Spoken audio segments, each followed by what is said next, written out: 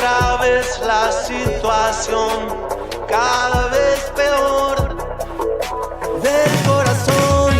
Yo camino todo y veo cada vez que quiero y te espero. Caminando, caminándote, mi calle de quizá yo pueda cambiar.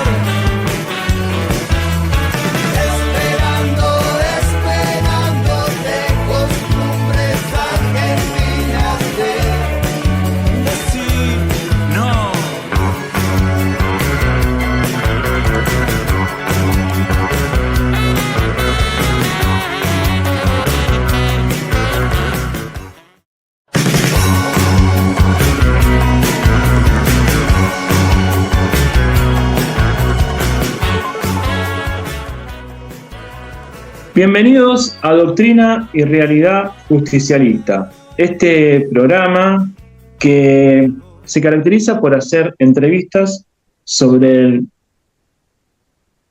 la nueva forma, el nuevo modo de vivir de los argentinos. El único programa donde se aprende a amar al general Perón. En este caso, nos encontramos con el compañero Alberto Letieri. ¿Cómo estás, Alberto? ¿Qué tal? ¿Cómo estás, Darío? Bien, acá andamos, Alberto. ¿Vos cómo estás? ¿Qué es lo que estás haciendo últimamente, Alberto? Estamos, trabajando en docencia, escribiendo en medios, con mi programa de radio y fundamentalmente tratando de descubrir las claves para salir de esta situación tan compleja y tan desestructurante que está atravesando la sociedad argentina. Me gustaría que me des una mirada sobre lo que ves de la actualidad, Alberto, antes de arrancar con lo que tenemos pensado para este programa. Mira, yo creo que la Argentina no escapa a lo que ha sido un proceso de degradación de la política que empieza hace unos 20 o 30 años con total claridad, sobre todo a partir de la caída del muro de Berlín, fundamentalmente, por el cual los partidos políticos fueron atacados de manera brutal, sistemática, por empresas mediáticas que son operadores políticos, pero también instrumentos de intereses económicos, fundamentalmente y particularmente financieros. Y evidentemente ese proceso de declinación fue fracturando las estructuras internas de los partidos y reemplazando las alternativas electorales por coaliciones políticas. Las coaliciones políticas tienen la dificultad de que no tienen un programa o una doctrina concreta, sino simplemente son agregación de voluntades y de intereses, y luego resulta muy difícil poder traducir una alianza electoral a una alianza de gobierno. En la Argentina, la traducción de alianza electoral a alianza de gobierno la consiguió en cierta medida Cambiemos, como hizo Macri, por la decisión voluntaria de la UCR de oficiar como furgón de cola del PRO, despegándose del gobierno, y ahora estamos viendo algo bastante similar en lo que tiene que ver con la política de Milei respecto del PRO, fundamentalmente, por la debilidad de un partido que se ha fracturado en todo el proceso electoral anterior y en el cual claramente queda en evidencia que el liderazgo de Mauricio Macri ha colapsado y que no le queda otro remedio que, más allá de las quejas públicas, que oficiar o ocupar el papel que el radicalismo desempeñó en el gobierno de Cambiemos. Ahora, el problema es que lo que le alcanza al gobierno en general es o para obtener 1/3 de las bancas legislativas para evitar el juicio político y la destitución, o bien comprar voluntades de la manera más perversa y más cercana a las prácticas atribuidas a la casta, y efectivamente hasta ahora ha funcionado con eso. Creo que evidentemente la llegada de Milei a la presidencia es el producto gravísimos errores de las fuerzas políticas tradicionales, un radicalismo que está totalmente colapsado y mercantilizado desde hace muchísimo tiempo, y en el caso del espacio de lo que fue el Frente de Todos, evidentemente las internas y las voluntades personales de privilegiar los intereses particulares respecto al conjunto ha llevado a una situación de enorme tensión en la cual, evidentemente, ante el espectáculo impresentable que ofrece la oposición, el gobierno de Milei consigue sobrevivir. Creo que fundamentalmente el problema aquí es que la política o el ataque sobre la política fue muy exitoso en todos estos años, en estas décadas, que los políticos que sobrevivieron fueron totalmente instrumentales a ese proceso de degradación y que ahora se plantea una cuestión entre lo nuevo que se prometió, pero que es esencialmente muy viejo, y la falta de alternativas, porque si en realidad las alternativas son los viejos nombres que han dirigido, que han encabezado la disputa política en los tiempos, en los últimos 10 o 15 años, y evidentemente no son alternativas para la sociedad. Y creo que la sociedad avanza en una situación de absoluta desprotección, sin liderazgos ni desde el gobierno ni desde la oposición, y evidentemente las políticas de saqueo, de entrega del patrimonio nacional, de concentración de la riqueza, de exclusión social y demás, en algún momento van a terminar colapsando. Y lamentablemente, a diferencia de lo que pasó, por ejemplo, en 2001, donde el colapso estuvo dirigido y controlado por los espacios políticos, en este momento tengo el temor de que efectivamente esto sea una fuga a la disparada por la supervivencia, en una especie de estado de naturaleza con consecuencias sociales y humanas realmente totalmente imprevisibles. Alberto, ¿qué opinas sobre el tema de la lista única?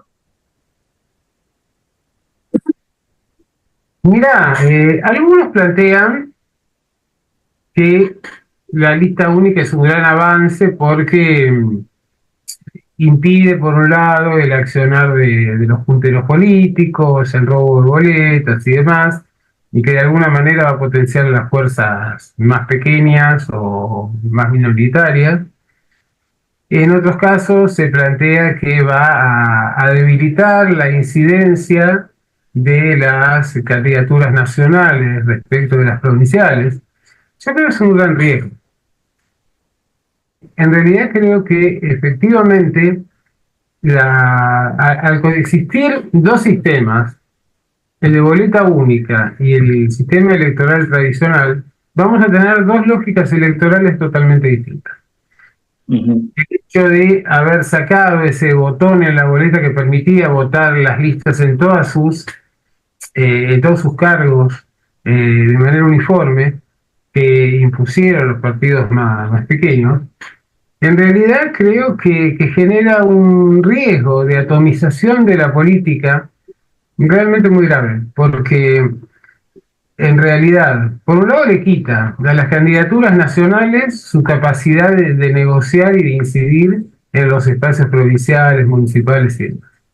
Y por el otro lado, yo me preguntaría, a ver, al momento de seleccionar los candidatos, ¿cuántos de los vecinos que votan en algún municipio en general tiene de conocimiento respecto de quienes aparecen representados en esos boletos? Y me parece que hay un gran riesgo, no solo de errores al momento de la confección de la elección, sino también creo que es algo que le va a hacer mal a los partidos más grandes por el hecho de que va a atomizar el voto, pero también me parece que es dispararse en los pies para el gobierno nacional, porque de Milei.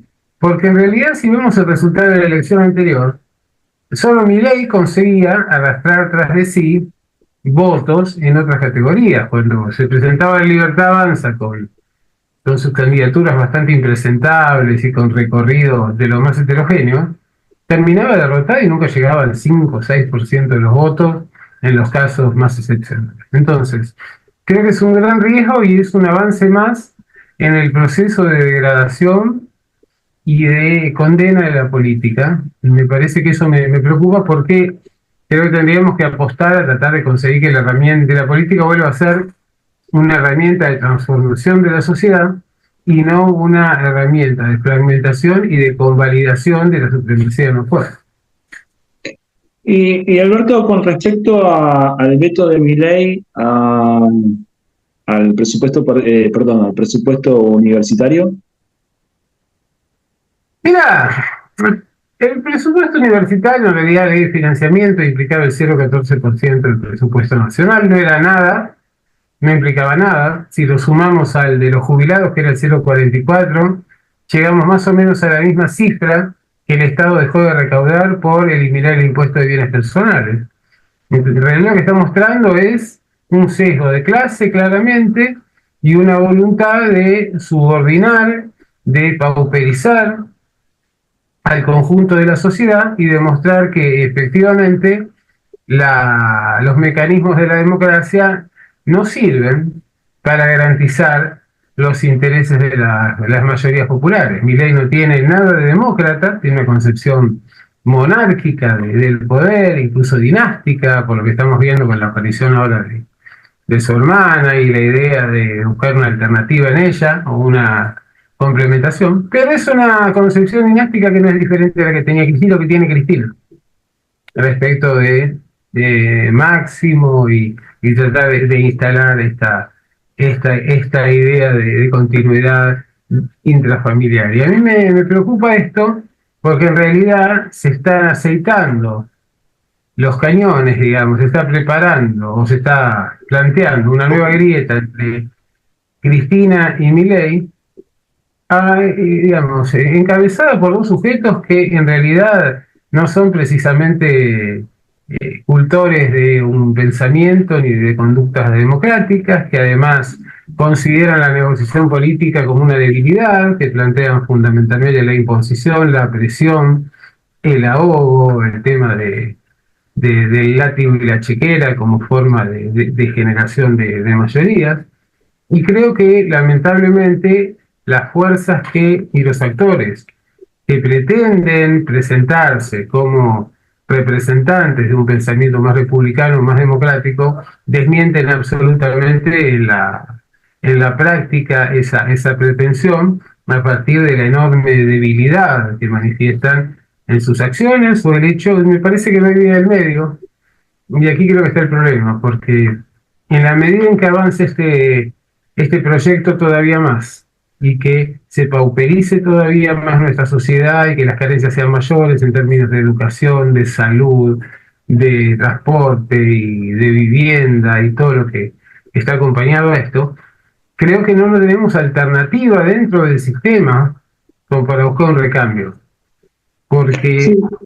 la condena de lo que pasó es lo que pasó hace nada, y por el otro lado la condena de lo actual, digamos, genera una situación de votar de manera totalmente irracional a partir de apegos a determinadas figuras, de liderazgos carismáticos, o bien en contra de la posibilidad de que la otra figura sea la que se imponga, ¿no? Es lo que Pierro Zambalón llamó hace unos años la contrademocracia, es decir, votar por lo menos malo, votar a través de la insatisfacción, de la crítica, antes que votar por la convalidación, por la pertenencia a un marco doctrinario positivo. Alberto, con respecto, hay una pregunta que se hacen varios compañeros, ¿no? En esta situación del país, la pregunta es, ¿dónde está la CGT, no? Qué buena pregunta. ¿Dónde está, no? Yo creo que esa pregunta la tendríamos que venir haciendo desde hace, no ahora, sino desde hace muchos años, ¿no? ¿Dónde está la CGT? La CGT, en realidad, acordate, ya en los años 60 había aparecido una crítica a la figura de lo que se denominaba como la burocracia sindical.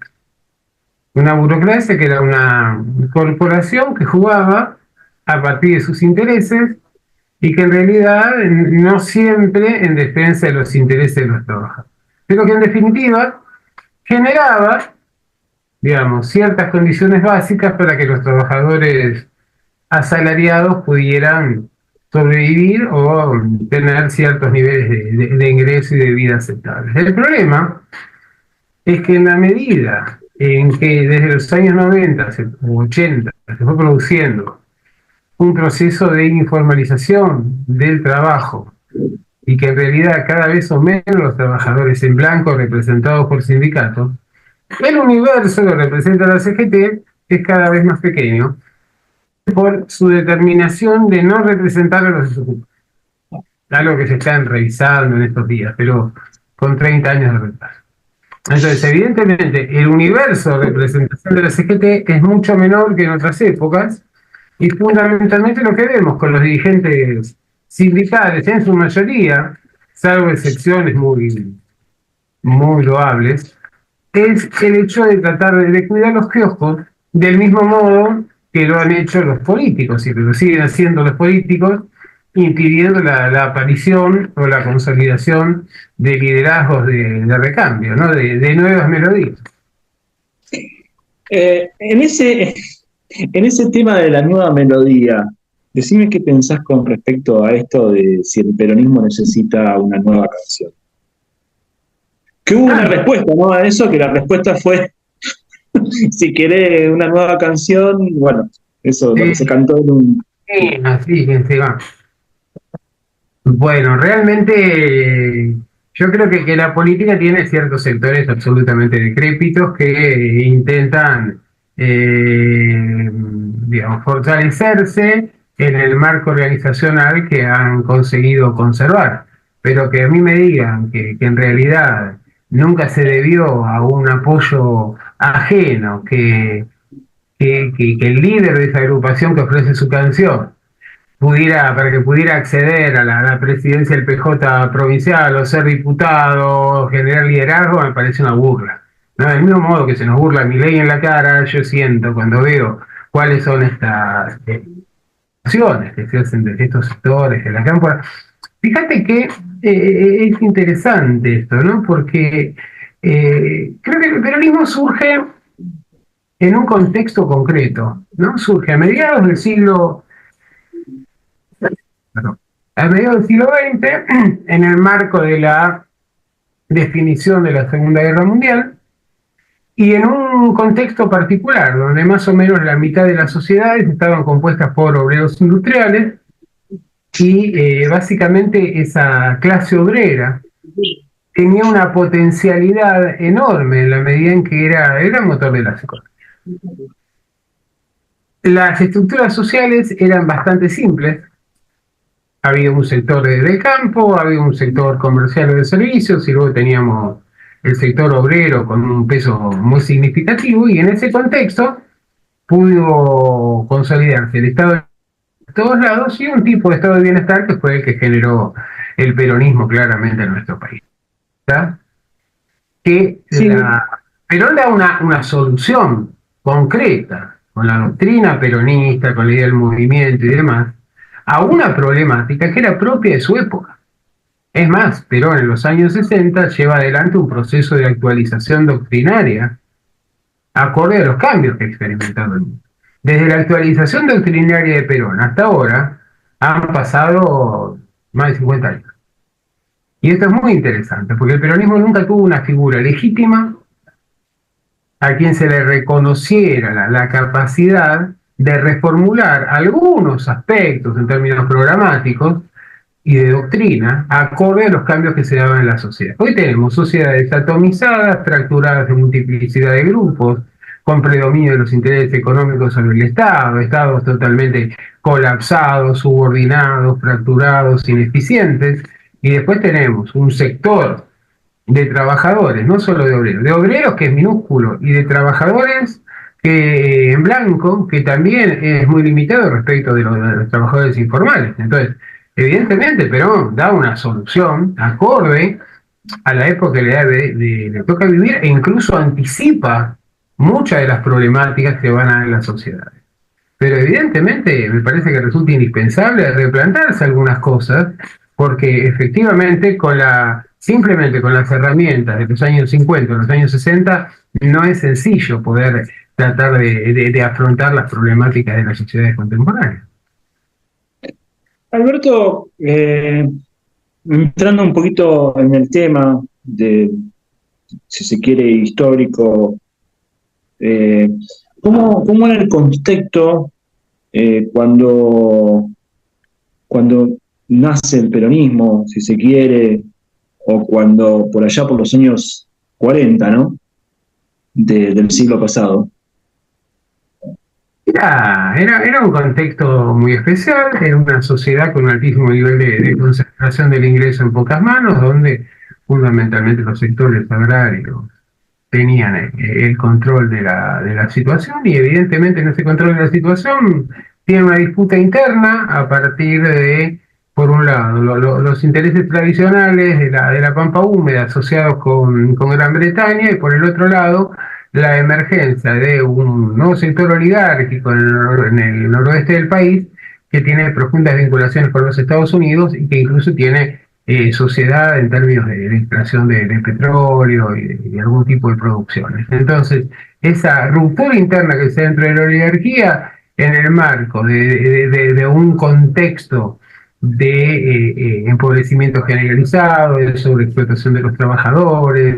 Incluso los años 30 habían sido los años de generación de las villas de emergencia, aquí, en las cercanías de las grandes ciudades, pero en todo el mundo también, producto de la crisis del 29 y la depresión posterior, y también como emergencia de lo que iba a ser la definición de la Segunda Guerra Mundial. Había un temor muy grande respecto de que el socialismo o el comunismo pudieran generarse como alternativas muy válidas, sobre todo en sociedades pobres, ¿no? A diferencia de lo que planteaba Marx en su momento, no eran las sociedades más ricas, sino las sociedades más pobres las que terminaban abrazándose a la doctrina. Por eso Lenin va a recurrir al modo asiático de transición hacia el socialismo. Y me parece que esto es muy importante, porque en realidad Perón consigue, en un contexto de profunda violencia social y política, y en el marco de esta revolución del 4 del GO, que es absolutamente heterogénea, con sectores que van desde nacionalistas hasta liberales y demás, creo que lo que consigue es fundamentalmente llamar la atención sobre, por un lado, la importancia que tiene que adquirir el Estado como factor fundamental de desarrollo, de avanzar hacia una Argentina industrializada, sobre la base básicamente del mercado externo e interno y del abastecimiento de los mercados limítrofes.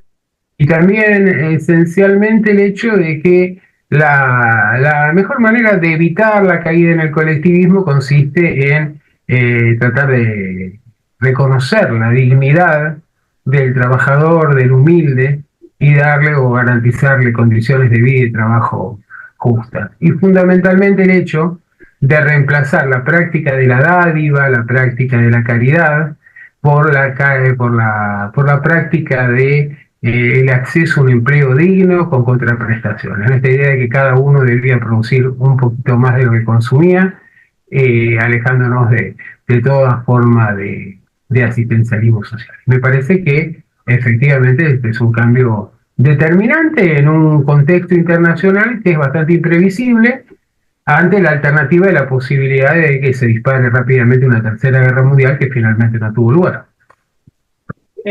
La pregunta sería, ¿cómo era el contexto histórico en la Argentina, económico, o mejor dicho, socioeconómico, y a su vez, cómo surge el GO y qué relevancia tiene luego el GO en la revolución del 4 de junio, ¿no?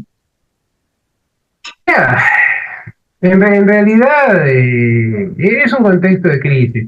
Por un lado tenemos una ruptura entre lo que es la alianza político-económica que venía ejerciendo el poder durante la denominada década infame, la alternativa de un candidato, es decir, habían muerto los referentes tradicionales, como el caso de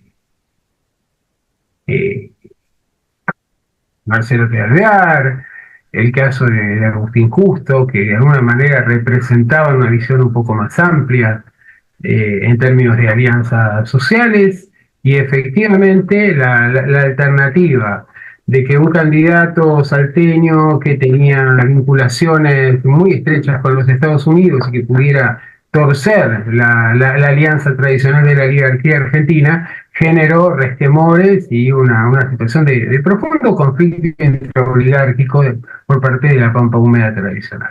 Eso por un lado. Por el otro lado, efectivamente ha habido un avance significativo del sindicalismo de izquierda y del comunismo en los años anteriores, que de todas maneras no era predominante, pero que de alguna manera alertaba sobre la posibilidad de que los procesos que se estaban empezando a dar en el resto del mundo pudieran replicarse en la Argentina.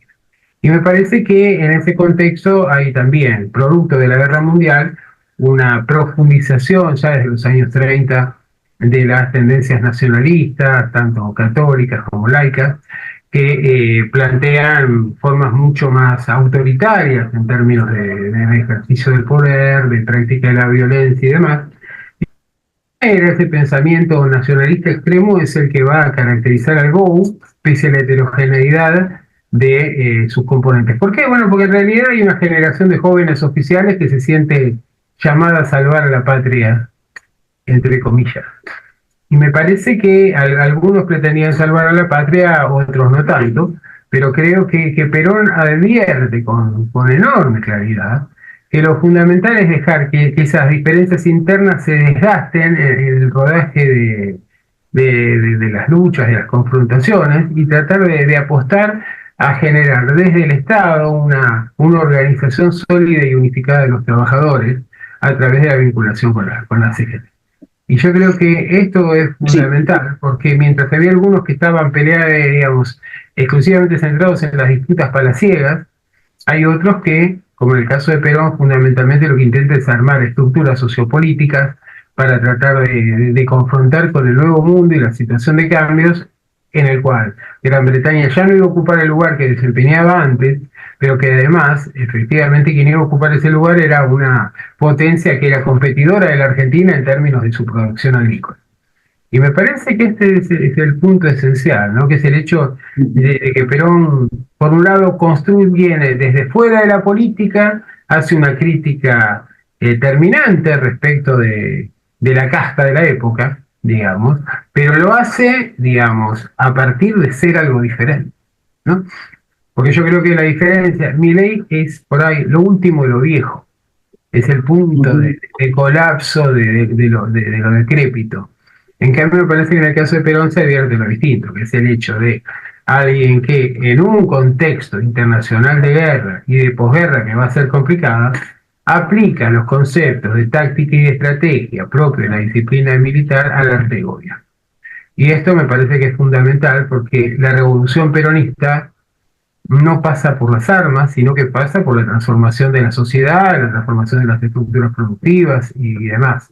Y creo que toma muchos elementos que son o que eran conocidos por buena parte de la sociedad, que tenía que ver con la doctrina social de la Iglesia, que tenía que ver con el empoderamiento de la mujer, que ya habían planteado el radicalismo o el socialismo con anterioridad, los derechos y la protección del trabajador, el hecho de vincular la producción agrícola con la producción industrial a través del IAPI, el hecho de aplicar las reservas y los créditos que tenía nuestro país a la recuperación de la estructura ferroviaria y de transporte, lo cual era fundamental porque hasta ese momento dependíamos para el tránsito de mercancías o para el traslado de productos de lo que eran las decisiones tomadas en Gran Bretaña.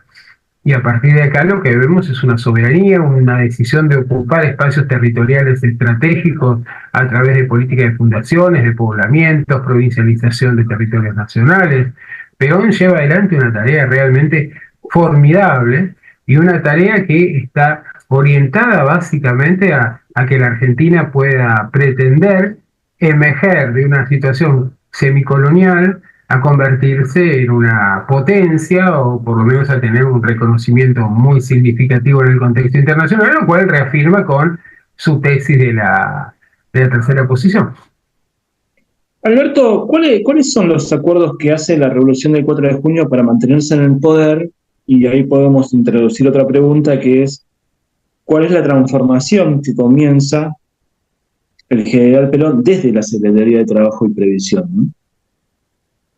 Mira, yo creo que en este contexto vos ves que es una revolución que está encabezada por oficiales de diversas áreas. Ujú. Y ahí tenían un problema, porque el tema era que si alguno de ellos ejercía la presidencia, habría que dar de baja a todos los oficiales superiores, lo cual hubiera generado una catástrofe en lo que tiene que ver con, digamos, el sistema de mandos y también que seguramente hubiera dado lugar a... Van buscando alternativas presidenciales, algunas alternativas que pasan por el padre, bueno, en el caso de Rawson, que no llega, que renuncia sin llegar a haber sido designado formalmente como presidente, luego viene la etapa de Ramírez y su ambigüedad en términos de su definición respecto de lo que está pasando en el conflicto internacional, ¿no? En realidad el tema de la posición a adoptar respecto de Alemania es absolutamente controversial. Hay algunos sectores que quieren romper con Alemania y otros lo consideran inadmisible, ya que la Argentina venía siendo históricamente, digamos, el gran adversario de los Estados Unidos por el liderazgo en toda América Latina.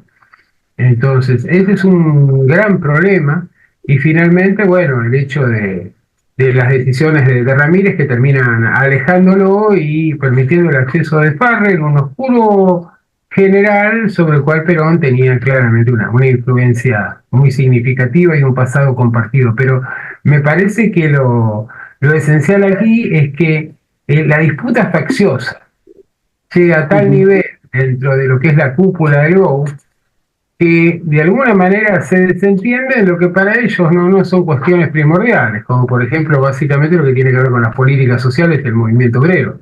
Y Perón advierte que hay, digamos, una ausencia de liderazgo de un gigante dormido que podría ser articulado políticamente y tener una fuerza transformadora fundamental. Y también me parece que es esencial el hecho de que Perón advierte que no puede limitarse a ser un líder obrero, porque en realidad vendría a consolidar aquello que pretendía evitar, que era la alternativa del socialismo, una alternativa de clase como recambio en términos de liderazgo social, y por esto también impulsa sus políticas transformadoras sobre el campo, ¿no? Con este estatuto del peón, por el cual todavía hoy en día nos odian, pero que básicamente demuestra o pretende demostrar que la potestad del Estado puede ejercerse incluso en aquellos ámbitos que consideraban como propios, quienes sobreexplotaban, imponían castigo, imponían su propia moneda, la compra en sus pulperías y demás,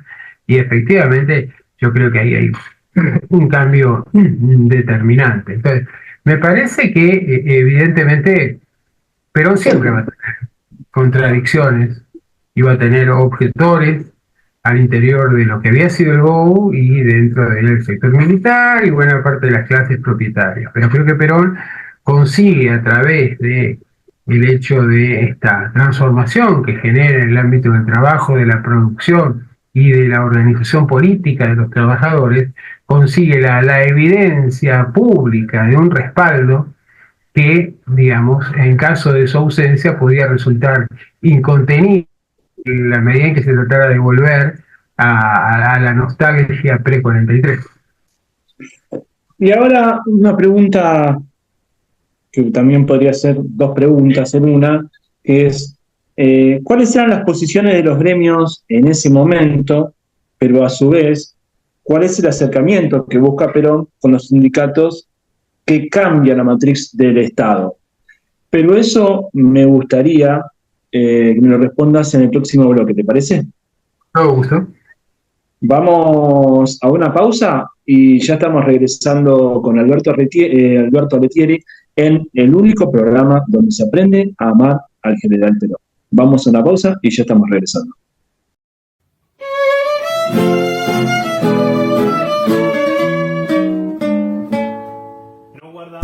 Epa, estoy acá revisando agenda, compañero, compañera. Mirá, el jueves 31 de octubre vamos a estar acá, en este auditorio hermoso del Palacio del Victorial en San Telmo. Venite, podés sacar las entradas por Passline y te venís a pasar una buena noche peroncha. Jueves 31 de octubre, ¿qué lo tiró tango, compañero? En el Palacio del Victorial. No te la pierdas.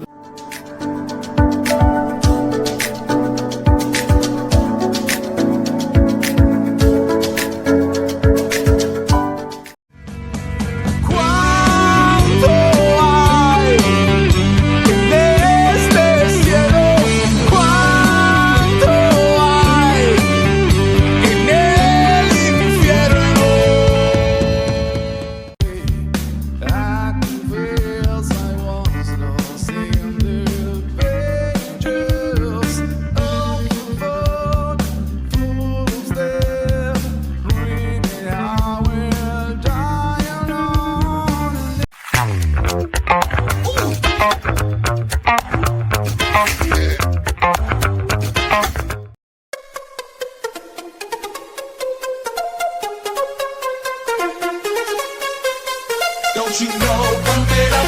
You got to pump it up. Don't you know, pump it up. You got to pump it up. Don't you know, pump it up. Pump it up. Go, pump it up. Pump it up.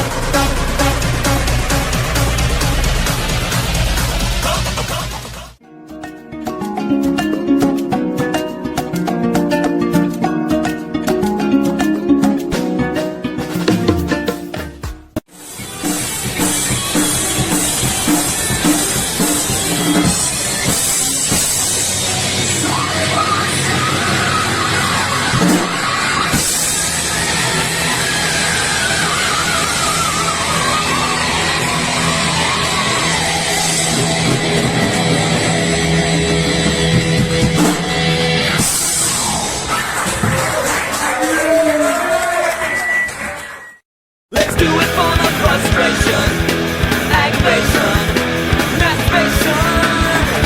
Let's do it for the attention, fascination, education. Alright then, let's forget our troubles.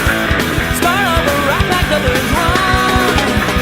So great and peace and peace together. Pretend that everything's fun.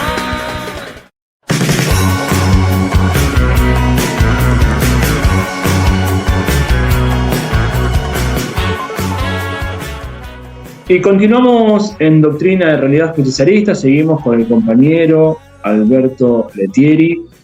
Y la pregunta que había quedado pendiente, Alberto, era ¿cuál era la posición de los gremios hasta ese momento dentro de la revolución del 4 de junio? Y a su vez, ¿cuál es el acercamiento que busca el general Perón con los sindicatos que cambian la matriz del Estado, el Estado que había hasta ese momento, ¿no?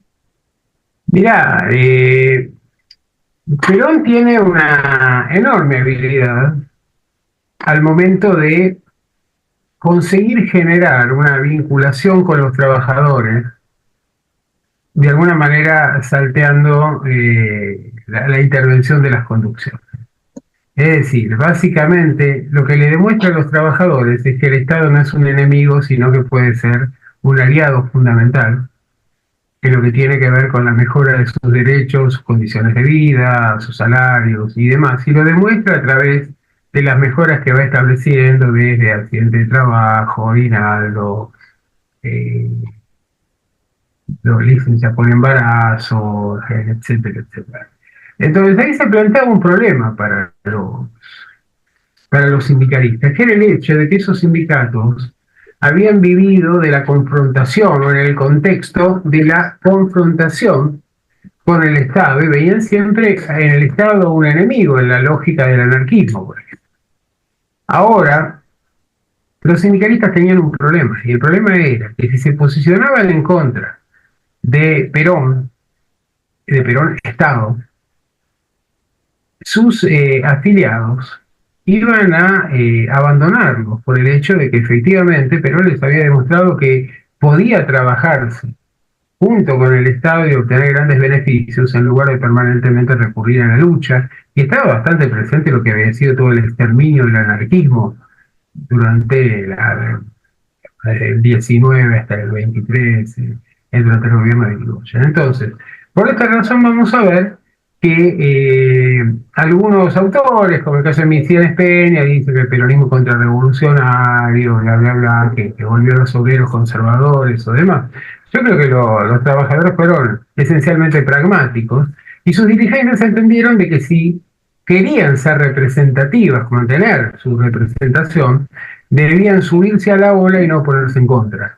Evidentemente aparecen algunos actores como Cipriano Reyes, el gremio de la carne y demás, que son dirigentes más ultra en lo que tiene que ver con su posicionamiento ideológico, que no comprendieron lo que era ese cambio de época que se estaba generando efectivamente. El resto, en cambio, se da cuenta de que el reformismo puede implicar una revolución, y que esa revolución no tiene que pasar necesariamente por las armas, sino por la cristalización de grandes cambios en lo que tiene que ver con la legislación y las condiciones efectivas de vida de los trabajadores. Por eso vemos que sí, son bastante pocos los sindicalistas que que se alejan del peronismo. La mayoría se dan cuenta de que tiene que jugar un papel fundamental y es más, integrarse en la medida de lo posible también a la gestión, porque esa es la garantía de que esos cambios no van a mutar, sino que en definitiva puede trabajarse en profundizar y acelerar esas transformaciones desde adentro de la propia gestión estatal.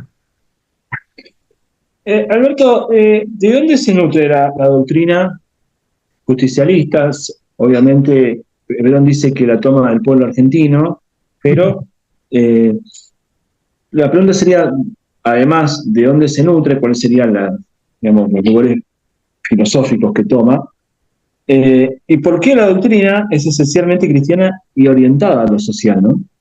Bueno, porque hay un elemento fundamental que tiene que ver con la doctrina social de la Iglesia, con la Rerum Novarum y demás, fundamentalmente la idea de comunidad cristiana, la idea de que una sociedad se define por esta noción de comunidad y que no es posible que una comunidad o que una sociedad salga adelante en la medida en que la explotación, la desigualdad o la injusticia sea su característica, que cada uno debe desempeñar una función acorde a sus posibilidades y a sus capacidades.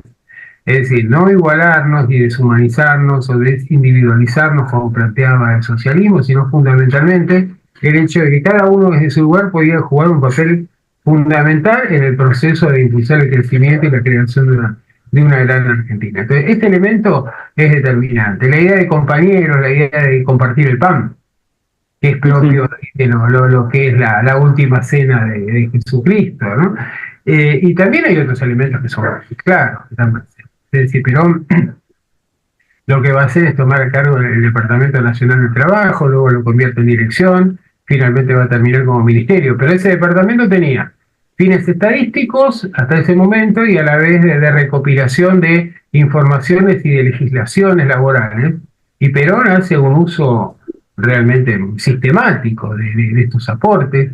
Hay normas que tenían que ver, que habían sido propuestas por el socialismo.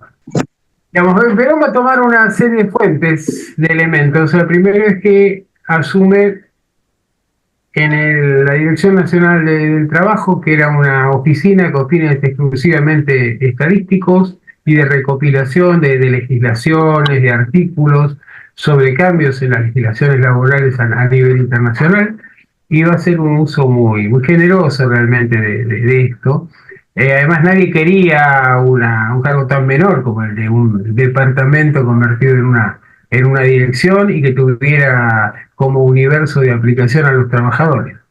El elemento clave creo que es la Rerum Novarum y la doctrina social de la Iglesia, que fundamentalmente plantea la idea de la solidaridad, la idea de la comunidad en términos de la organización de una sociedad, y la idea fundamentalmente que una sociedad, para poder funcionar, debe hacerlo de manera armónica e integrada, garantizando condiciones de dignidad al conjunto a cambio de contraprestaciones que tienen que ver con su desempeño laboral, pero que no intenta unificar como el socialismo, deshumanizando o despersonalizando la sociedad, sino básicamente lo que intenta es garantizar un universo común de dignidad para la vida, y luego que hay diferencias internas acorde a las capacidades o las posibilidades de cada uno.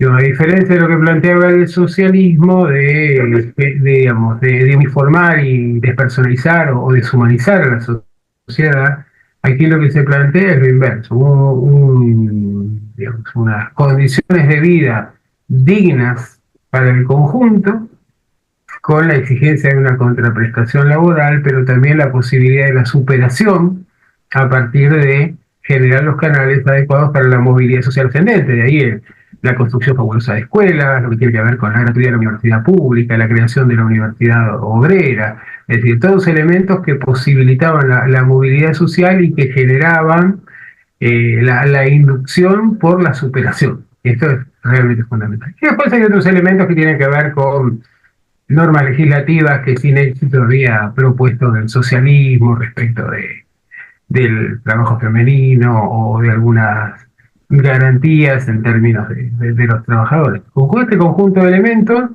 y básicamente aplicando esta lógica de táctica y estrategia fundamental que Perón había desarrollado notablemente en sus escritos como profesor en la escuela de guerra en la década anterior, que realmente son maravillosos, porque en realidad uno ahí ve a un Perón en formación, en maduración, que luego va a pegar ese salto de inclusión en la política para transformar a la sociedad y para básicamente generar un Estado sólido, un Estado que potencie el desarrollo industrial, la inclusión social, pero un Estado que no liquide al sector privado, sino que actúe en colaboración con el sector privado para llevar adelante los procesos de transformación. Pensemos que Perón nunca estuvo en contra de la propiedad privada.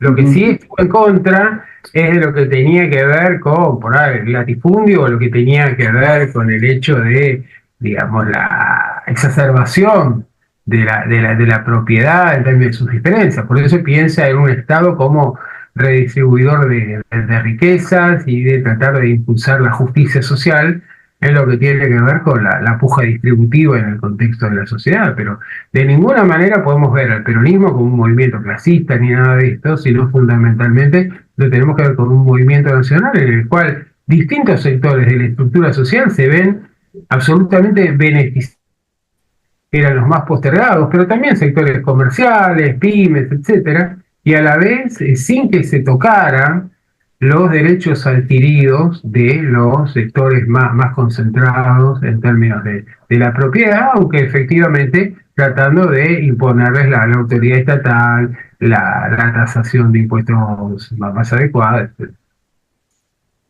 Alberto, ¿cuáles son las leyes? Pues siempre se habla de esto, ¿no? Se repite muy seguido cuando uno habla con algunos compañeros que quizás tienen un sesgo, para que se entienda en la Argentina, pues son rótulos, es un rótulo, si se quiere, europeo. ¿Cuáles son las leyes socialistas que Perón pone en práctica, ¿no? Las leyes de izquierda, digamos, para decirlo de alguna manera, que Perón pone en práctica. Y por el otro lado, ¿qué eran las juntas reguladoras de la producción y qué fue el IAPI, ¿no? Mirado desde hoy, ¿no? Mira, a ver, cuando uno habla de las leyes presuntamente socialistas de Perón, tenemos que ver que ese universo del socialismo incluye desde el propio socialismo hasta también la doctrina social de la Iglesia. Entonces, efectivamente, vemos en esas leyes, por ejemplo, pueden ir desde el hecho de garantizar la estabilidad laboral de la mujer durante el embarazo, o que pueden tener que ver con la normativa respecto a los accidentes de trabajo, o que tiene que ver con el hecho de la consagración del sueldo anual complementario, de aguinaldo, o que tiene que ver con leyes que posibilitan o favorecen el acceso a edad a través de la boleta de sueldo, o el hecho de que efectivamente creo que implican esas leyes. Y a mí me lo dijo un ministro chileno estando en Chile, me dijo, el peronismo le dio al plebeyo la conciencia social de sus derechos. Y entonces, el peronista o el argentino, moldeado por la cultura peronista, puede aceptar que haya algún grado de desigualdad, pero lo que no puede aceptar es el maltrato. Y efectivamente porque la desigualdad puede ser provisoria en un contexto de movilidad social ascendente. El maltrato indica falta de educación, pero también desprecio, desconocimiento de la dimensión humana. Y me parece que esto es fundamental. Hemos generado una cultura plebeya. Le guste a quien le guste, y lamentablemente lo que estamos viendo es que con los procesos de declinación de la democracia y el hecho de que el peronismo haya sido tomado por asalto en los últimos años, los últimos cuantos años, por tendencias socialdemócratas y demás, vemos que efectivamente esa conciencia social de los derechos ha ido mermando, ¿no? Y que en definitiva también un elemento fundamental en la descomposición del peronismo como gran aglutinador popular creo que ha sido la ruptura del concepto o el descrédito del concepto de solidaridad social, que es determinante para entender la comunidad organizada y el universo de ideas que propone el peronismo. Entonces, ¿qué ocurre cuando desde la dictadura cívico-militar se empieza a instalar la idea de la sospecha, señora, ¿dónde estará su hijo ahora? Y cosas por el estilo, o la salvación individual, o se ven las conductas de muchos burócratas sindicales, o se ven declaraciones de primeras figuras que representan la alianza que incluye al peronismo, planteando, qué sé yo, que hay gente que cae en la educación pública, cuando la educación pública era de excelencia y era el orgullo de los argentinos históricamente, ¿no? Y yo recuerdo haber escuchado a alguna presidenta o algún vicepresidente diciendo esto, o estas cosas de atacar al sector docente, diciendo que los docentes tenían 3 meses de vacaciones y cosas por el estilo. En realidad me preocupa mucho esto, porque uno dice, bueno, pero ¿cuál es la actualidad del peronismo? Y cuando se critica, bueno, ¿en qué medida cuando se critica el peronismo se está atacando al peronismo por lo que es y no por quienes han llevado adelante un proceso de modificación del sentido común y de la base programática del peronismo? Y en definitiva creo que hay una enorme complicidad de la dirigencia peronista en aceptar todo este proceso de degradación. Mira, si me lo preguntás, y yo tengo que hablar con sinceridad, yo creo que el peronismo se murió con Perón. Y es fuerte. Si el peronismo para mí se muere con Perón, y después de la muerte de Perón, surgen distintas formas de posperonismo. Creo que hay un posperonismo de derecha que está encarnado claramente en el menemismo, o el neomenemismo ahora. Tenemos un peronismo de centro-izquierda que estuvo articulado magistralmente por Néstor Kirchner y que luego empezó a perder la esencia peronista tras la muerte de Néstor, claramente. Y por el otro lado tenemos un peronismo pretendidamente doctrinario, que es minoritario y que de alguna manera se presenta como salvaguarda de la doctrina, aunque en la práctica la interpretación doctrinaria que hacen tiene poco que ver con lo que fueron los fundamentos doctrinarios del peronismo. Entonces, no creo que el peronismo haya muerto, a ver, como doctrina, como aspiración social o como programa de construcción política. Creo que ha muerto en lo que tiene que ver con esta unidad, porque el peronismo nace asociado a un líder, y un líder que tiene de alguna manera la aceptación de la infalibilidad de parte de sus seguidores. Todos los demás que lo siguen pueden apelar a Perón, pero no son Perón. Y entonces no son Perón y tienen una serie de síntesis o de influencias en términos ideológicos y programáticos que no son las de Perón. Entonces, digamos, el hecho del abrazo, no sé, de Carlos Menem con Isaac Rojas, o bien, qué sé yo, de golpe uno ve determinadas cosas que uno lo llevan a pensar que efectivamente eso con el peronismo no tiene que ver. Tiene que ver, es decir, y por eso me parece que es fundamental en esta etapa que estamos afrontando tratar de recuperar la doctrina del peronismo y algunos aportes que han surgido de estos distintos espacios, pero fundamentalmente no pensar que ninguno de estos espacios por sí solo constituye el heredero natural o la continuidad histórica. Alberto, nos vamos acercando, ya estamos cerca del 17 de octubre, y la pregunta que sigue a esto, el peronismo llegó al pleno empleo, ¿no? En este sentido, ¿cuáles eran las políticas que generaron el pleno empleo? Pero a su vez, ¿cómo surge la ley de asociaciones profesionales y qué es lo que modifica, ¿no? Mirá, creo que nos quedó algo por responder, que me había planteado el tema del IAPI y las juntas reguladoras y demás. En los años 30 se lleva adelante una política dual de parte de, sobre todo el gobierno de Justo, pero que se mantienen, que tiene que ver, por un lado, con llevar adelante este acuerdo colonial del Pacto de Roca-Ranzim en lo que tenía que ver con la vinculación con Gran Bretaña. Pero, correlativamente, lo que vemos son una serie de políticas que apuntan a tratar de garantizar el orden interno. Y ese orden interno se intenta garantizar en el marco de estos procesos de migraciones internas y establecimientos en estas villas de emergencia, en apostar a la obra pública, fundamentalmente, por ejemplo, la construcción de la General Paz, de muchos edificios y demás, que ya están anticipando una presencia urbana del Estado. Lo que hace Perón fundamentalmente es reconfigurar estas juntas reguladoras de la producción en el IAPI, y el IAPI tiene la finalidad de comprarle la producción agraria a pequeños y medianos productores y luego vender en el exterior una parte de esa producción y con esos recursos impulsar el crecimiento industrial, la generación de empleo, y por el otro lado una parte de esa producción se va a destinar al mercado interno para garantizar precios bajos que fortalezcan la capacidad de compra de los salarios.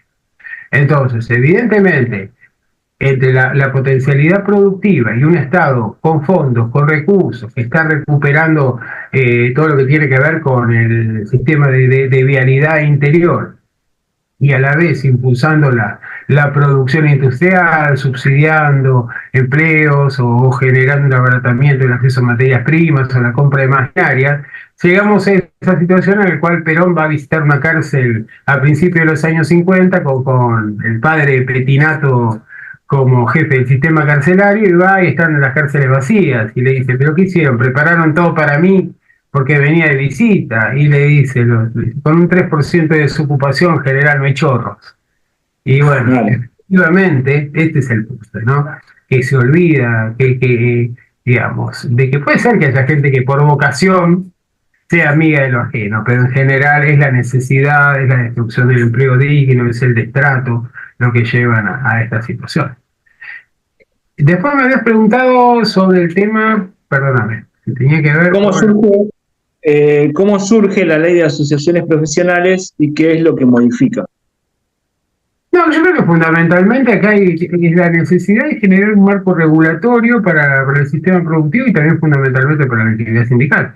Entonces, en este caso, lo que tenemos es un intento, digamos, Perón plantea siempre aquello de que la organización vence el tiempo, ¿no? Y que en realidad era fundamental generar los fundamentos para que el sistema productivo, la actividad sindical, las competencias de trabajadores, de patrones y demás, tuviera un marco regulatorio que los pusiera por fuera de lo que era la amistad personal o la voluntad personal que pudiera existir o la influencia sobre un gobernante determinado. Y me parece que este es un elemento determinante porque en realidad le da una estructura muy sólida, sobre todo a los sindicatos, en términos de su capacidad operativa. Y acá es, ¿cómo surge el 17 de octubre y qué implica el hecho de que los trabajadores ocuparan la ciudad de Buenos Aires en ese momento, ¿no? Pero eso es algo maravilloso, ¿no? Aquello del subsuelo de la patria sublevado. Pensemos que el centro de la ciudad en sí en general, y sobre todo el centro de la ciudad, era un área vedada para los trabajadores. De hecho, cuando se celebra el centenario de la Revolución de Mayo y de la Independencia Argentina, las celebraciones estaban en estado de sitio, impidiendo el acceso a los lugares de desarrollo de las actividades. Todo lo que tiene que ver con la estética es europea, música de cámara, algunas figuras de escaso nivel de la nobleza europea que participan y demás, y los trabajadores estaban, digamos, impedidos de asistir no solo a estas celebraciones, sino también de asistir al centro por un tema de que eran, digamos, expulsados por su vestimenta, o que además no podían acceder con sus magros ingresos a los niveles de consumo o a los precios que se planteaban en la ciudad. Entonces su vida era una vida muy aferrada al ámbito de lo local, del inmediato. Y creo que el hecho del 17 de octubre surge básicamente en el marco de la definición de la Segunda Guerra Mundial e intento de dar un golpe de mano para desplazar, habida cuenta de que Farrell era un cuatro de copas, de desplazar a lo que era el gran ideólogo de este proceso.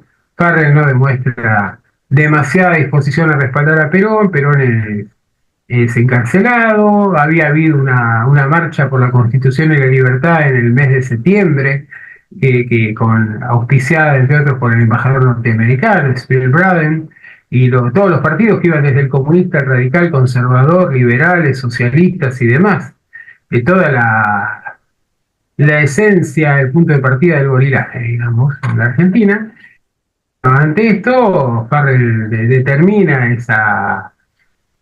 ese enclaustramiento de Perón, que está solapado por cuestiones aparentemente de salud, y lo que empezamos a ver ahí es cómo se había ido generando toda una organización social y política subterránea, donde tiene una gran participación algunos sindicatos, pero no todos, donde también tiene importancia la policía en términos de garantizar o de facilitar los accesos, y fundamentalmente lo que son los dirigentes de base, que son aquellos que tenían claro que en el caso de una derrota, de una separación de Perón, se volvía inmediatamente a lo que había sido la situación o hasta el acceso del GO, de la revolución del GO.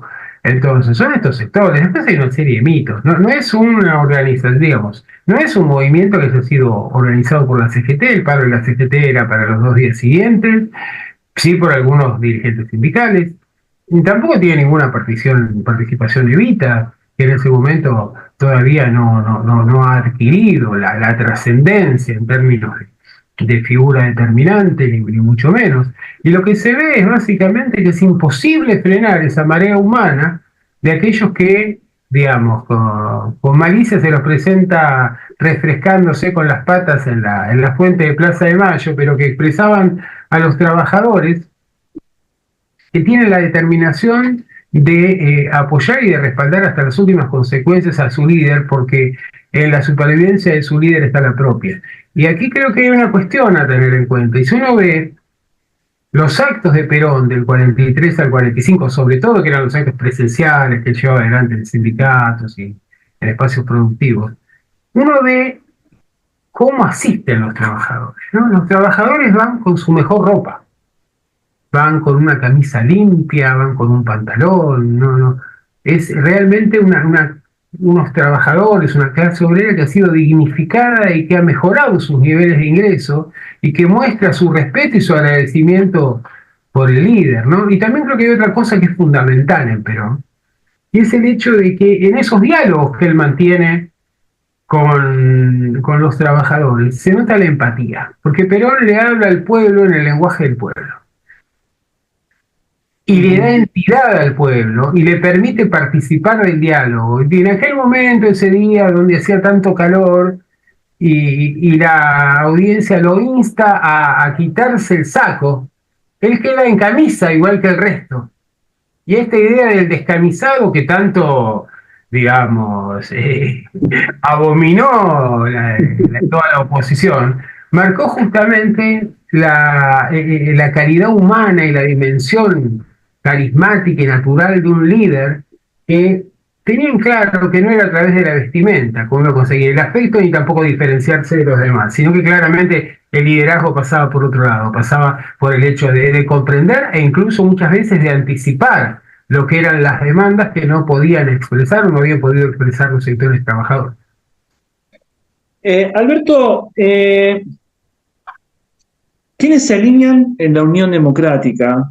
Esto, obviamente, que estaban detrás de Braden, ¿no? Porque obviamente la campaña fue Braden versus Perón, y atrás la Unión Democrática. ¿Quiénes estaban en esa Unión Democrática? Porque es algo muy interesante mirarlo en el de hoy, ¿no? Y por el otro lado, la pregunta siguiente sería si se puede comprender al peronismo sin Evita. ¿Al peronismo? Sin Evita. Bueno, en la Unión Democrática estaba la casta, es decir, todo aquello que venía, todo lo que olía putrefacto, obsoleto, a corrupto, iban desde el Partido Socialista, la UCR, liberales, conservadores, el Partido Comunista que insistía en la condición fascista de Perón. Fíjate que es muy interesante ver esto, que es el Partido Comunista alineado tras una iniciativa impulsada por el embajador norteamericano, cuando poco tiempo después, o de manera casi inminente, empiezan a dispararse los rumores sobre la alternativa a una tercera guerra mundial y pronto va a comenzar la Guerra Fría. Entonces, uno se ve que todo lo antipopular estaba ahí. Y claramente lo que demuestra también es la enorme dificultad que tenían estos sectores antipopulares de poder generar empatía o respaldo social, por lo cual necesitan que el gran articulador sea un embajador soldado, ¿no? Y esto, de alguna manera, también está marcando el camino de dependencia que se va a profundizar tras la caída de Perón. A ver, Evita. Mirá, Mira, a la pregunta que te hizo sobre Evita, también se le puede agregar cuál es el momento determinante de Evita en la... O sea, sería, ¿se puede comprender el peronismo sin Evita? Y a su vez, ¿cuál es el momento determinante de Evita en la revolución justicialista? mira, a ver, en los orígenes del peronismo, Evita no juega ningún papel determinante. El papel determinante de Evita va a empezar después del 17 de octubre y fundamentalmente, yo diría, en la campaña electoral y luego en lo que es el ejercicio de la presidencia. Porque Perón, con sabiduría y para evitar caer en un gobierno revanchista de clase que se hubiera limitado considerablemente sus posibilidades, Perón se presenta como un militar que ha decidido trascender esa condición para convertirse en presidente de todos los argentinos y no de los que lo votaron. Pero evidentemente había ahí una matriz obrera en lo que tenía que ver con toda la construcción previa, y Evita va a ser la encargada de convertirse en la gran interlocutora y ocupar ese papel de vinculación y de liderazgo sobre los sindicatos que había desempeñado Perón en el pasado, ¿no? Sobre los sindicatos, sobre los rotos, sobre los humildes. Es decir, básicamente toda esta dimensión social que Perón podía ejercer en la etapa anterior, cuando no era jefe de Estado, ahora la va a delegar en Evita. Y claramente Evita le da una matriz, un sentido, una capacidad de contención, pero también de defensa y de confrontación con los otros, que realmente la vuelven inigualable. Ahí hay una sociedad política, no es el Oco, Evita o Perón, como planteaban algunos, o el evitismo, no. En realidad siempre actúan de manera consensuada y te puedo decir claramente que la última palabra en términos de definición estratégica la tenía Perón. Pero lo que tenía que ver con los modos, con los métodos, con las herramientas de intervención, claramente pasan por la genialidad de Evita y sobre todo por su compromiso de no olvidar de dónde había surgido y quiénes eran aquellos que necesitaban su respaldo, su guía, su colaboración. Entonces, por esta razón es inimaginable hablar del peronismo sin Evita, pero no, sobre todo en la etapa del peronismo en la conducción del Estado Nacional. Alberto, te pido que vayamos a una pausa y cuando volvemos quedarían unas poquitas preguntas y cerramos el programa, ¿te parece? ¿No? Vamos a una pausa y ya estamos regresando con Alberto Lettieri, que nos está acompañando y nos está dando su conocimiento y sus saberes sobre la revolución justicialista. Vamos a una pausita y ya estamos regresando en un ratito. Los esperamos.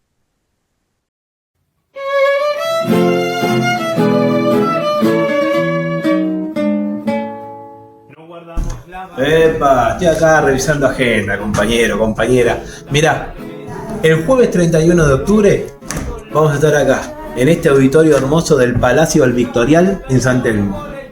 Venite, podés sacar las entradas por Passline y te venís a pasar una buena noche peroncha. Jueves 31 de octubre, ¿qué lo tiró tango, compañero? En el Palacio del Victorial. No te la pierdas. En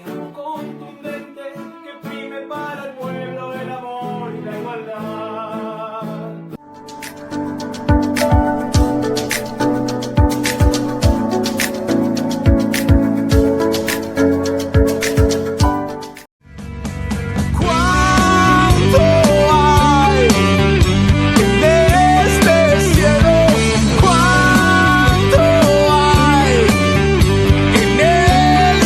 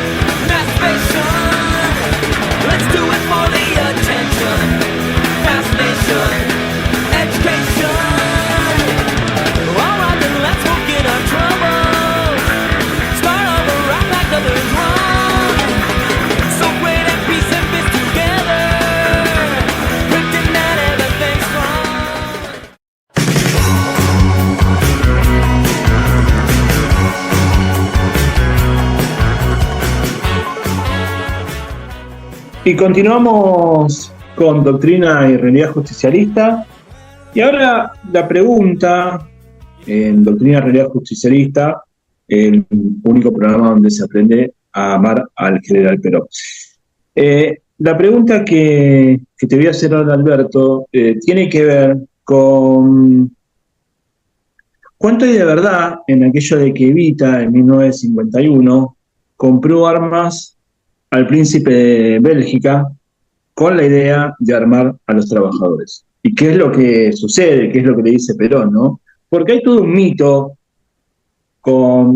hay un video que está sacado de la película de Pino Solanas, La Hora de los Hornos, ¿no? Donde el general Perón dice que se arrepiente de no haber fusilado a aquellos que intentan hacer el golpe de Estado, y entonces se genera toda una línea, ¿no?, que tiene que ver con esto. ¿Cuánto hay de verdad en esto y qué es lo que dice, qué es lo que le dice el general Perón a Evita, ¿no? Sí, bueno, es verdad. Efectivamente, después del primer intento de golpe del general Menéndez en Córdoba, Evita activa sus contactos con el príncipe de Bélgica y adquiere una cantidad importante de armas con el objetivo de entregarlas a los obreros para defender la democracia y defender la continuidad del orden político democrático en la Argentina. Y Perón inmediatamente la desautoriza y decide entregar esas armas al ejército, porque él plantea que en realidad, primero porque es un hombre de las Fuerzas Armadas, y Perón no puede aceptar que las Fuerzas Armadas sean antinacionales, sino que hay un segmento de esas Fuerzas Armadas que lo condiciona, que lo cuestiona, pero que en el caso de armar a los trabajadores, que era algo que para él el armamento tenía que ver con una competencia profesional, iba a generar el repudio y el posicionamiento en contra del gobierno, incluso de aquellos que lo respaldaban o que tenían una posición de neutralidad. Lamentablemente, esas armas fueron utilizadas posteriormente para reprimir a los trabajadores de la CGT, bueno, y del pueblo argentino en general, por parte de los ataques que se generaron durante el gobierno de Perón y fundamentalmente después de la caída de Perón. Hay una parte de ese reportaje en el cual Perón plantea que, bueno, yo realmente no le doy demasiada entidad, me parece que es bastante traído de los pelos, porque Perón en realidad plantea esta idea de que las revoluciones se hacen con sangre o con tiempo, y que efectivamente él no quiere someter al pueblo argentino a un baño de sangre, y por esta razón es que le parece que es la organización la clave para llevar adelante esto. Con el diario del día después, siempre es fácil hacer una evaluación respecto de todo esto. Y podríamos habernos preguntado qué hubiera pasado si. Claro. Y yo no sé si realmente el armar, creo que Perón en este sentido, y si yo no creo que las revoluciones se hagan con sangre o con tiempo, creo que se hacen con sangre y con tiempo. Pero en ese contexto en particular, en el cual el gobierno es cuestionado con una elección o una reelección inminente y con una situación de cierto revuelo interno dentro de las Fuerzas Armadas, me parece que Perón optó por la prudencia y Evita optó por el sentimiento, como ocurría bastante a menudo, y me parece que tomó una decisión que puede ser, a ver, dolorosa o cuestionable, pero me parece que en términos de realpolitik ha sido la decisión más correcta. Alberto, ¿cuál fue el papel revolucionario de Evita, dentro de esta época? Y para cerrar, ¿Perón era un político pragmático? A ver, el papel revolucionario de Evita, bueno, a ver, yo creo que hay un intento de sobre representar el liderazgo político estratégico de Evita, que me parece que no era tal. Yo creo que en todo caso Evita tenía una enorme sensibilidad para interpretar los problemas de los más humildes, de los trabajadores y demás, y que era capaz de luchar y de interceder por ellos de las distintas maneras, incluso a través de una exposición pública en términos de confrontativos, extremos. Pero esto es lógico, planteando que sus adversarios hacían esas pintadas de viva el cáncer o permanentemente trataban de descalificar su imagen apelando a visiones interesadas de su pasado. Entonces yo creo que evidentemente desde la sensibilidad, desde la contención y demás, Evita tiene un papel muy importante en esa condición revolucionaria, pero creo que pasa más bien por una dimensión cultural o afectiva que lo que tiene que ver con un liderazgo político doctrinario. Del otro lado, bueno, Perón era esencialmente pragmático, ¿no? En realidad basta con leer cualquiera de sus obras, sobre todo Conducción Política, que ahí te da una clara lección respecto de cómo se aplica el pragmatismo, pero no un pragmatismo amoral o inmoral, era un pragmatismo orientado a fines muy preestablecidos y en el marco de la doctrina, y que efectivamente, digamos, advertía que no siempre el camino más seguro entre dos puntos es una recta. Y por esta razón la idea de persuadir, la idea de negociar, la idea de generar frentes electorales, la idea de darle lugar al radicalismo, al conservadurismo, a distintas fuerzas que siendo diferentes podían tener una visión nacional, porque en realidad Perón tiene claro esto, ¿no? Que es lo que estamos viviendo hoy en día, que es la alternativa era patria o colonia, y que dentro de la patria entramos muchos más de los que somos necesariamente o exclusivamente peronistas. Y las dos preguntas me vinieron en mente mientras respondías, que tienen que ver con dos extremos, para decirlo de algún modo. ¿Qué es lo que Perón toma del fascismo, si es que toma algo? Y por el otro lado, ¿cómo impacta la Revolución Cubana en los jóvenes del movimiento justicialista? Esto es posterior, ¿no? De lo que estamos hablando un poquito más adelante, ¿no? Mira, yo creo que Perón en realidad, bueno, en su estancia europea tiene la oportunidad de estar en contacto, y me parece que del fascismo no toma mucho. Creo que lo que toma básicamente es el hecho de valorizar la dimensión corporativa en términos de la organización político-sindical. Pero luego uno no encuentra realmente que haya elementos asociables, no vemos ni una prédica en favor de la violencia, ni una política expansionista. En realidad tampoco vemos una dimensión autoritaria en su gestión. Creo que en realidad cuando nosotros vemos cómo se comportan los adversarios del peronismo en la gestión y en qué quedaron lo que son sus planteos respecto de la libertad de expresión, de la libertad de prensa, de la consideración respecto del sentimiento, de la opinión de las mayorías y todo lo demás, evidentemente cada vez calificamos más y valoramos más la matriz democrática que le explica Perón. Evidentemente sí hay una idea del líder, pero no solo estaba en el peronismo, perdón, en el fascismo, estaba en el fascismo, en el nazismo, en Rusia, en Estados Unidos, en Italia y en todos los líderes de la época. Y me parece que no es pragmatismo cínico, es un pragmatismo que está orientado siempre por obtener fines asociados a lo que son los fundamentos doctrinarios. Bien. Hay algo más de los jóvenes en los años. Sí. Influencia de la revolución.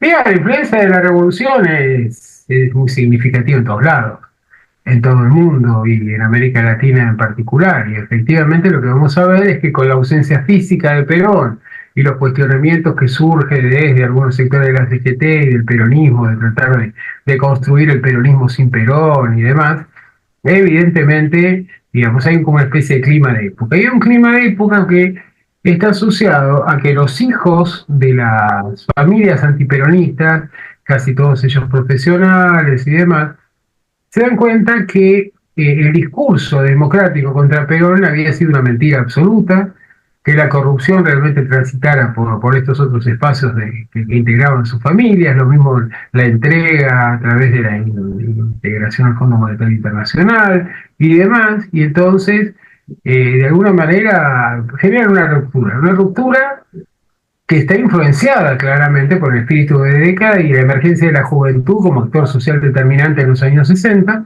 Lo que pasa es que ahí se trata de convertir el peronismo en un socialismo latinoamericano. Y creo que en realidad, digamos, esto de asociarse al peronismo, sumarse al peronismo porque era popular y ahí estaban los trabajadores y había un movimiento de masas, en realidad está también vinculado con la pretensión de eliminar la doctrina y reemplazarla por una doctrina socialista latinoamericana. Y a partir de entonces, la convivencia de estos sectores fue generando procesos de ruptura, de diferenciación interna y demás que terminaron lamentablemente en esta situación que vivimos en nuestros tiempos contemporáneos. Bueno, Alberto, muchísimas gracias por tus conocimientos, por tus saberes, por compartir con nosotros este programa, Alberto. Como siempre, es un gusto escucharte. Por favor, Darío, siempre es un gusto dialogar con vos y con tu audiencia, así que, como siempre, a disposición. Alberto, antes de irnos, me gustaría una reflexión tuya hacia quienes nos están mirando con respecto a la actualidad, si se quiere, que se está viviendo, y teniendo en cuenta que este programa va a salir en los días, o vendría a ser al día siguiente del 17 de octubre, ¿no? Sería hoy, 18 de octubre. Una reflexión sobre... Sí, una reflexión tuya a la gente que nos está mirando, ¿no?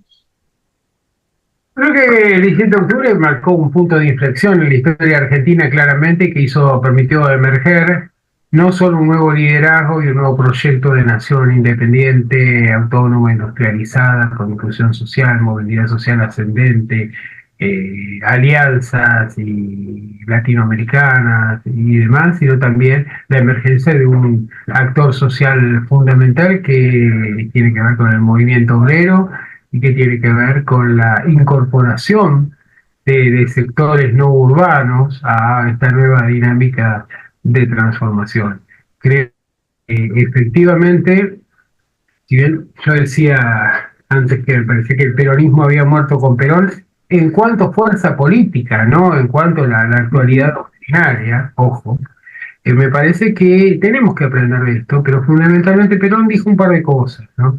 Y habló aquello de que con los dirigentes a la cabeza o con la cabeza de los dirigentes, también nos habló de que cada militante tenía que llevar el bastón de mariscal en los momentos críticos, que su heredero, su único heredero, era el pueblo. ¿Sí? Y me parece que también habló de otra cosa fundamental, que era el trasvasamiento generacional.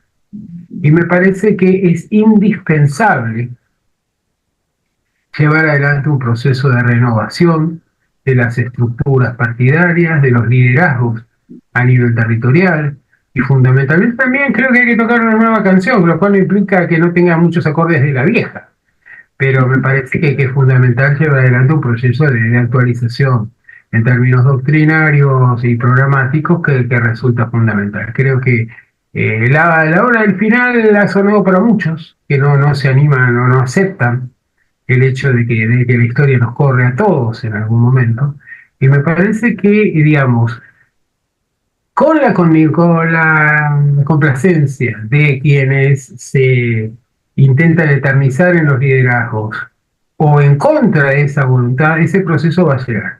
Va a ser más doloroso, va a ser más tardío, va a ser más temprano, demás, pero efectivamente creo que hay un elemento que es determinante, que Perón lo había dicho, ¿no? Que en la Argentina, aunque no lo supieran, todos éramos peronistas. Y me parece que en la medida en que los hospitales dejen de atender, la educación sea un bien común para todos, la dignidad humana, el acceso a la vivienda, al transporte, a las condiciones dignas de vida, al empleo consolidado y demás, me parece que en la medida en que esto se profundice, este proceso también se va a fortalecer, porque efectivamente si uno ve lo que son las cartas o las intervenciones de Cristina para tratar de generar este proceso de aclamación, el clamor popular, donde está dispuesta a plantear el tema del la existencia del superávit del Estado, en términos de las finanzas, a revisar la legislación laboral en el marco de un gobierno como este que se lleva puesto todo y demás. Uno ve que efectivamente, digamos, de peronismo no hay mucho en esto, ¿no? Y yo creo que tal vez sea una estrategia para ampliar su liderazgo hacia sectores que tradicionalmente le estaban en contra. Pero me parece que resulta muy peligroso el hecho de aceptar negociar lo que son bases fundamentales e inclaudicables de parte del peronismo y del movimiento obrero en conjunto. Por eso creo que, en definitiva, el tiempo de la historia finalmente va arrasando con todas las resistencias, y bueno, puede tardar más o menos. Es cierto que en el largo plazo estamos todos muertos, pero yo recurriría a una frase de Silvio Rodríguez para terminar con esto, ¿no? Aquello de es imposible arar el porvenir con viejos bueyes. Bueno, muchísimas gracias, Alberto. No, por favor. Y, como siempre, escucharte. Otra vez te lo repito, como siempre es un gusto escucharte. Muchas gracias a Claudia por estar ahí, como siempre, en la producción, en la edición de nuestro programa, y los dejamos hasta un próximo programa.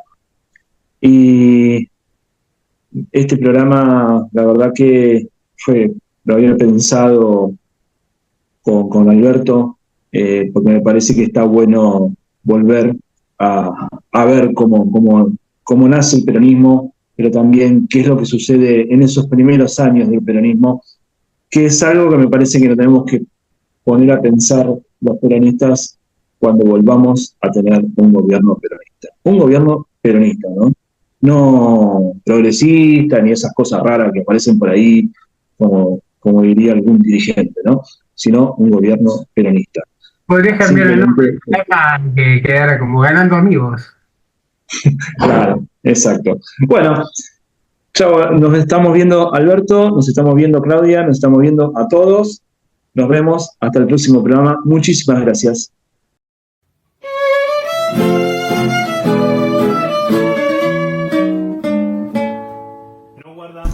Epa, estoy acá revisando agenda, compañero, compañera. Mirá, el jueves 31 de octubre vamos a estar acá, en este auditorio hermoso del Palacio del Victorial en San Telmo. Venite, podés sacar las entradas por Passline y te venís a pasar una buena noche peroncha. Jueves 31 de octubre, ¿qué lo tiró tango, compañero? En el Palacio del Victorial. No te la pierdas.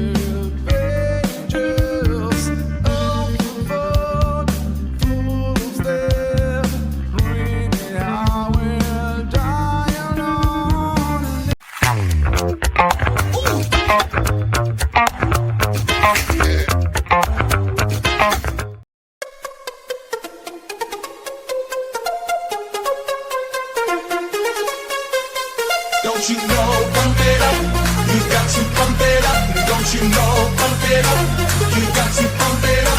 Don't you know, pump it up, pump it up, oh.